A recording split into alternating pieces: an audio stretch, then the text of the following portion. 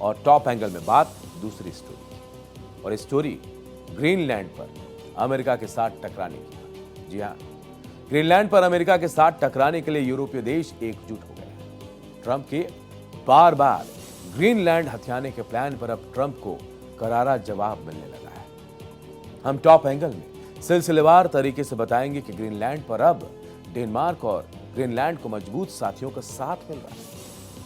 हम आपको दिखाने जा रहे हैं कि किस तरह से अमेरिका से टकराने के लिए फ्रांस, ब्रिटेन, जर्मनी समेत 6 देशों ने मन बना लिया है। मतलब ये लड़ाई अब आर या पार की होने वाली है। अब ग्रीनलैंड की सुरक्षा के लिए सैनिकों के भेजने का दौर भी शुरू हो गया है। ग्रीनलैंड ब्रिटेन ने 1 तो जर्मनी ने 13 सैनिक भेजे। ये अमेरिका के साथ रूस और चीन तीनों को एक साथ संदेश देने की कोशिश है। सवाल यही है कि इतनी कम संख्या में पहुंचे सैनिक क्या वाकई आर्कटिक पर छाए संकट के बादल को हटा पाएंगे? हम आपको सब कुछ बताते हैं। ग्रीनलैंड पर ट्रंप को आखिर कैसे झटका लगा है? ग्रीनलैंड पर ट्रंप को बड़ा झटका लगा है।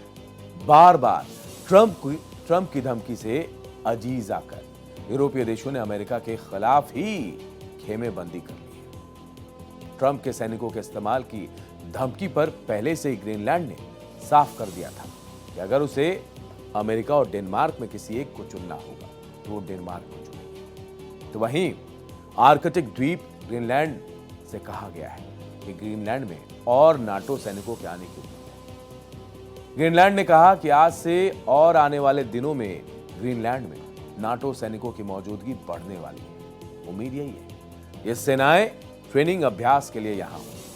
अमेरिका की लगातार चेतावनी को देखते हुए यूरोपीय देशों का एकजुट होना लाजमी था। ग्रीनलैंड में युद्धाभ्यास में फ्रांस के अलावा जर्मनी और नॉर्डिक देशों में अभी तक अपनी सेना को भेजने की पुष्टि कर दी है। इस युद्धाभ्यास का मकसद ग्रीनलैंड की सुरक्षा को लेकर अमेरिका को संकेत भेजना है। आपको बता दें कि डेनमार्क की संयुक्त आर्कटिक कमांड में द्वीप पर लगभग 450 सैन्य और नागरिक कर्मी मौजूद थे। अब Germany, France, Sweden, Norway, Finland और नीदरलैंड ने कहा कि वो इस साल के अंत में होने वाले बड़े बड़े सैन्य अभ्यासों की तैयारी शुरू करने के लिए सैन्य कर्मियों को भेज रहे हैं। यूरोपीय देशों के जो सैनिक पहुंच रहे हैं तो संख्या बल में वहां पहले से मौजूद अमेरिकी सैनिकों से भी कम है। किसी ने 1, किसी ने 2 तो किसी ने 13 सैनिक भेजे हैं। ग्रीनलैंड को लेकर बढ़ते तनाव के बीच यूरोपीय देशों की ये सीमित सैन्य मौजूदगी महज अभ्यास भर नहीं है। यह अमेरिका, रूस, चीन तीनों को एक साथ संदेश देने की कोशिश है। लेकिन सवाल यही है कि इतनी कम संख्या में पहुंचे सैनिक क्या वाकई आर्कटिक पर छाए संकट के बादल को हटा पाएंगे? सैनिकों की तैनाती से आखिर संदेश क्या गया?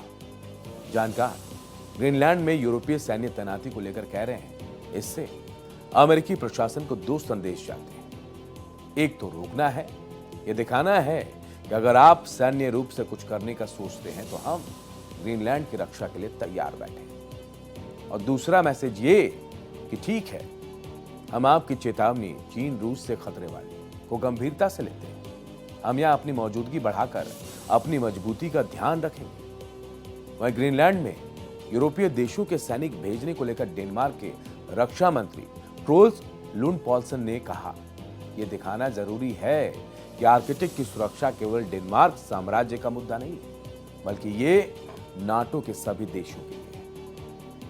अमेरिका के खिलाफ यूरोपीय संघ के प्रमुख देशों ने डेनमार्क का समर्थन करते हुए चेतावनी दी कि नाटो के किसी क्षेत्र पर अमेरिकी सेना का कब्जा वाशिंगटन के नेतृत्व वाले सैन्य संघ गठबंधन नाटो के अंत का कारण बन सकता है। व्हाइट हाउस की ओर से बयान आया है। अमेरिकी अधिकारियों और डेनमार्क और ग्रीनलैंड के प्रतिनिधियों के बीच हुई बैठक अच्छी रही थी। साथ ही उनकी प्रवक्ता कैरोलिन लिविट ने एक ब्रीफिंग में यह भी कहा, मुझे नहीं लगता है कि यूरोपीय सैनिकों की तैनाती राष्ट्रपति ट्रंप की निर्णय लेने की प्रक्रिया को प्रभावित कर पाएगी। ग्रीनलैंड के अधिग्रहण के उनके टारगेट पर कोई भी असर नहीं होगा। कल डेनमार्क और ग्रीनलैंड के अधिकारियों की अमेरिकी मंत्रियों संग मीटिंग हुई। इसमें जारी गतिरोध पर कोई कामयाबी आखिर नहीं मिली। उल्टा बैठक के बाद ट्रंप ने अपने इस दावे को दोहराया कि अगर रूस या चीन कभी भी ग्रीनलैंड पर कब्जा करना चाहें तो डेनमार्क अपने स्वायत्त क्षेत्र की रक्षा करने में सक्षम नहीं होगा। ट्रंप ग्रीनलैंड को लेकर नाटो तक की शामिल होने की वकालत कर रहे हैं।